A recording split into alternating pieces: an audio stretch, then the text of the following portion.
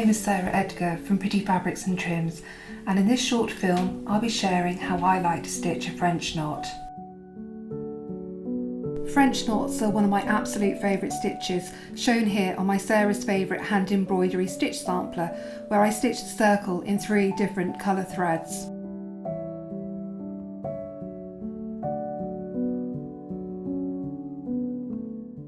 On the floral alphabet sampler, I used it for various flowers, both as single knots and also multiple knots grouped nice and tightly together.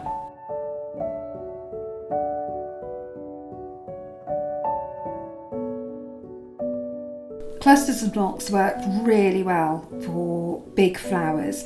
I think of them as like a dahlia. They provide really great texture, as you can see here on this flower on the Cottage Garden Housewife. I also use them in smaller groups at the centre of flowers and singly too.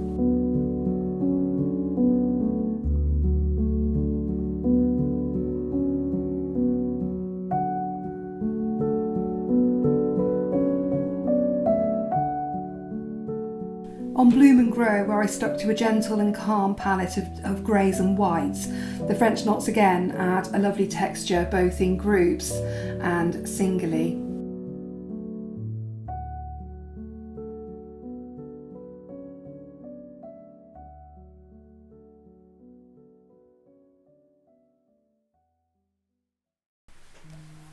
So here's how I like to stitch a French knot.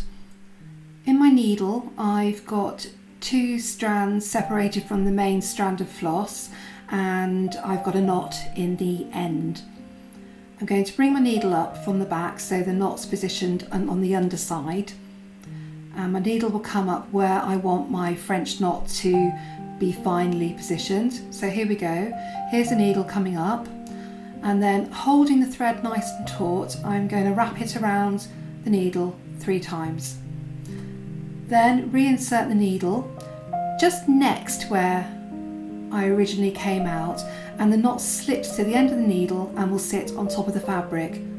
Pull the needle so the thread now starts to go through, hanging on to the thread until the last moment, then let go, and there's your French knot.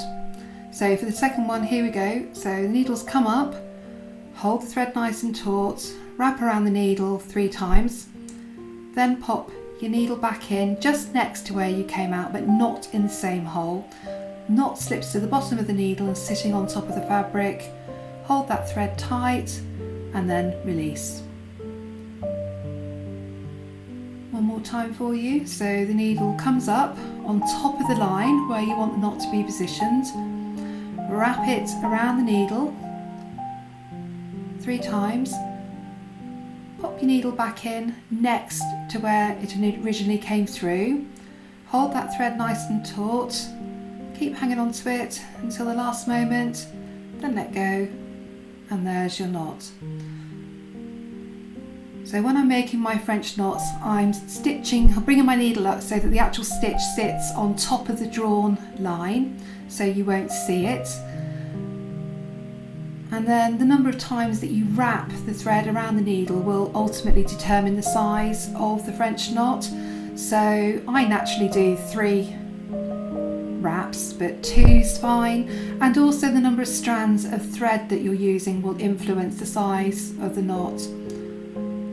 So the more strands, so if you're using 3 strands for example, the knot will be bigger.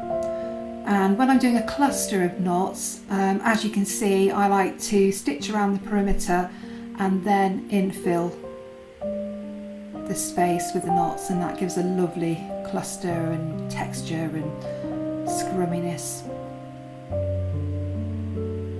Okay, one more time for you. So here's the needle coming up. I'm going to wrap the thread 3 times around the needle, holding the thread taut, pop the needle back in just next to where you came out. Knot slips to the fabric, hold it nice and tight, pull your needle through, and there you go.